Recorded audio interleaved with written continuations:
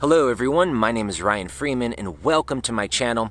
Welcome to this episode of Philosophy in the Park. In this episode, I'm going to just talk about what's on my mind. I'm not going to try to filter it.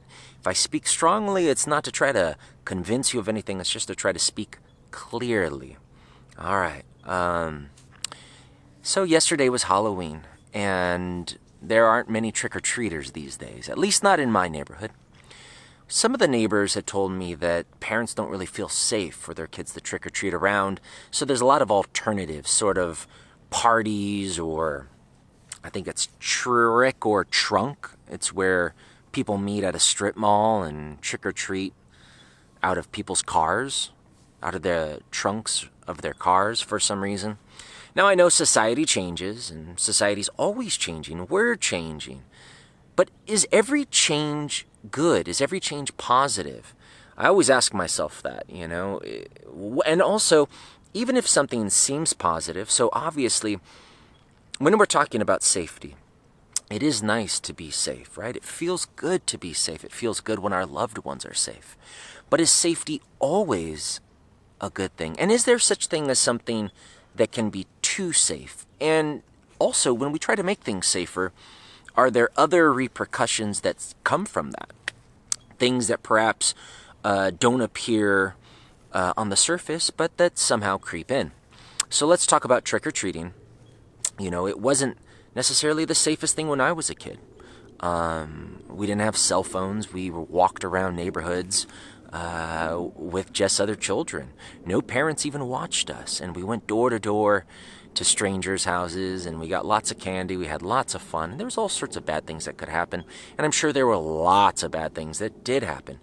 But overall, by and large, it was an event that me and my friends always looked massively forward to. Last night, I rode my bicycle around the neighborhood. Couldn't find any trick-or-treaters. No trick-or-treaters even came to our door. Now, I don't know. Maybe there are places that all of these kids go to, but I wouldn't doubt that the places that these kids go to, the reason their parents are taking them there is that they are safer. We are obsessed with safety. Let's talk about Halloween in Tokyo. I lived in Tokyo several years ago, 5 years ago, and Halloween there was better than Halloween any other place I've ever been. There's this place called Shibuya. It's right in the center of Tokyo, where guys, girls of various ages, mostly young people, would dress up in costumes. You could hang out, drink alcohol outside, go to the 7-Eleven, the Family Mart, any of your convenience stores, buy whatever alcohol you want, drink outside, not inside a bar, outside with your costume, talking, mingling, taking photos. And what really struck me about Halloween in Japan was not only that I could drink outside, not only that there was such a great place for everyone to meet and to mingle, is that Japan, by and large, is a country where strangers don't talk to each other. But I found that on Halloween, the fact that we were dressing up and it opened up so many conversations and so many opportunities for strangers to interact. And obviously, that's the thing that we're afraid of, right? We're afraid of strangers. Is that stranger going to hurt me, rape me, steal from me, some other thing?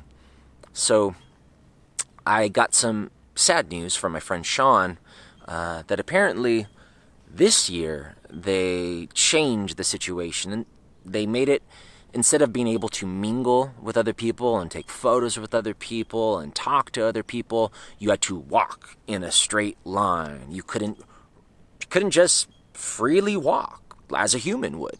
You had to sort of be like a robot and go continue with the foot traffic. And if you saw someone you wanted to stop and take photos with, you couldn't do it. Also, I guess they prevented anyone from drinking alcohol outside, even though it's totally legal in Japan. I guess they thought that was unsafe. So I'm sure that probably did prevent perhaps some unfortunate things from happening, or statistically lowered the chance of fights or traffic jams or things like that. But so lame. It really was the best Halloween. Way better than Hollywood, way better than any place I've ever been, where you had such a confluence of energy. I'll throw some pictures up on this video so that you can just get an idea of what it was like. It was absolutely amazing. So Halloween is sort of one of these holidays where everyone wants their children to be safe. Everyone wants the community to be safe. And that is a good thing. We all want to live. We want to enjoy the celebration together. But the safety, by those safety precautions and our fear of the danger in our neighborhoods, has resulted in some neighborhoods no longer being trick-or-treated. And also the best Halloween party in the world sort of shut down or nerfed. And then I started to think, what other safety precautions have sort of ruined aspects of our life or aspects of the way we live? And I think there's quite a lot of things. One thing is I like nature. I like going in the hills. We have some beautiful hills in the area where I live. And when I was younger, you can go there pretty much any time of the day.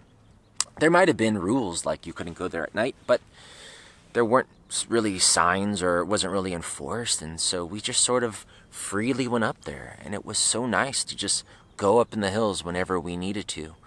And then they started to post more signs, and started to control where you could park. And then they started to put specifically what times you can go. It was, sunrise to sunset, which is somewhat reasonable.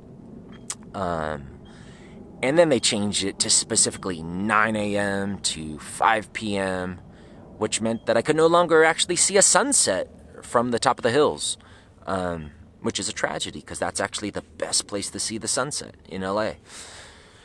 And so these rules to try to keep the hills safe, which the animals as well, there are, of course, in everything that I'm sort of criticizing, because we already know the positive benefits of being safe. We know that we get to be alive and that we get to live another day.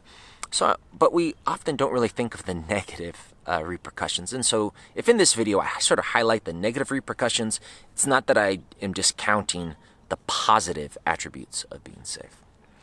Like, for example, keeping the hills perhaps cleaner, keeping any hanky-panky from going on. But just to go back to the hill example, I met an old man that they used to build tree houses there. They basically treated it like their backyard. My father camped there. My generation, that was strictly forbidden. But you could still go hiking anytime you want. And then you couldn't. And now you can't see the sunset from the hills.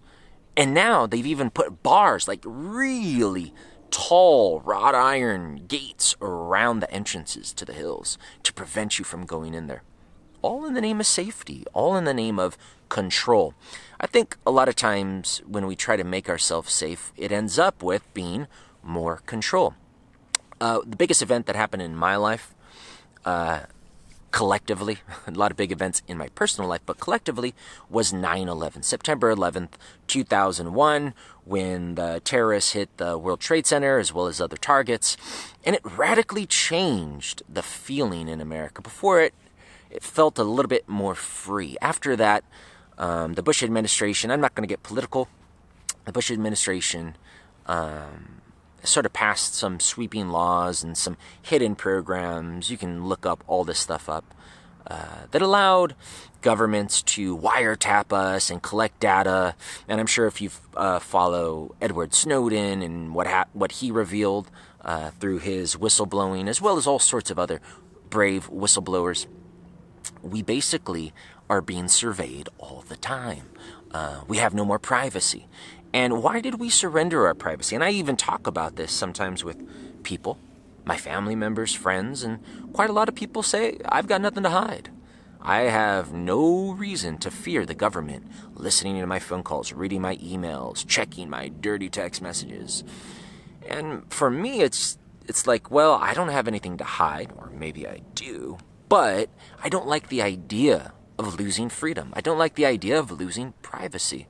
I think that's a fundamental thing that we fought very long and hard to obtain in our Bill of Rights, in our Declaration of Independence, and to have it sort of torn away from a tragic event in the name of safety, because that's how they always do that, right? We're going to keep you safe Just give us some of your rights. I mean, that's what happens in a lot of totalitarian governments, and that's unfortunately what has happened in our democracy.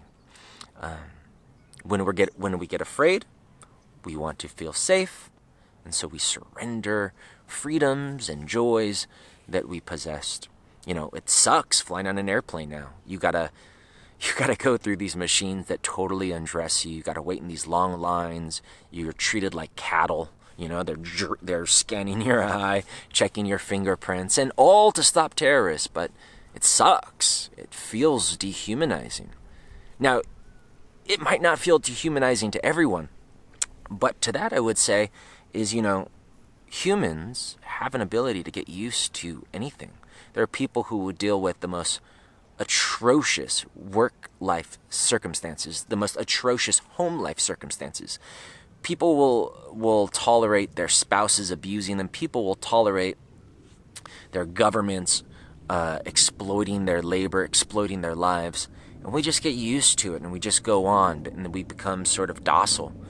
But for those of you who still remember the joy of being liberated, of being free, and who have that human spirit, these types of things are very disheartening.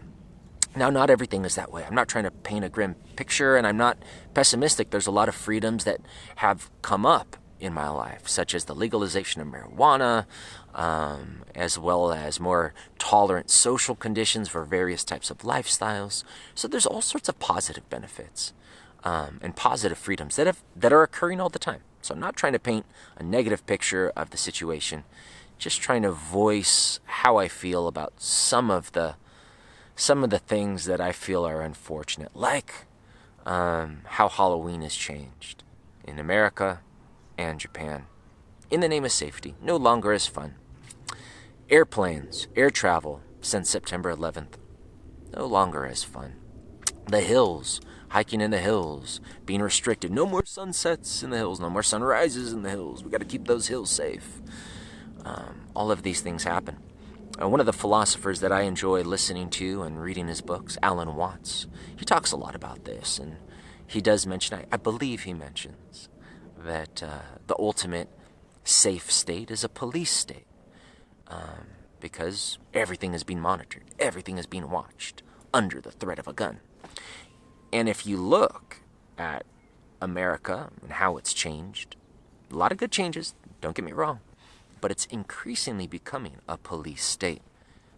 I went to a Christmas parade in my city, and the police, and I'm not saying we don't need police, I'm thankful for the police, but they sort of came through the parade in tanks and sort of paramilitary gear and big submachine guns, and for me, that's not and everyone's cheering, yay, yay, look at the police who look like they're about to invade Afghanistan or Iraq. But for me, my heart was sort of sad, because I don't want to live in this type of society.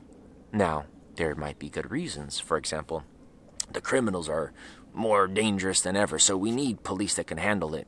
This shooting, because of this, there's always a reason for these things happening. But I think that a lot of times the way that we handle situations, even with good intentions, ends up making things worse. After the terrorist attacks at September 11th, we wanted to make our country safer, so now we have mass surveillance. We've lost our privacy. Air travel sucks.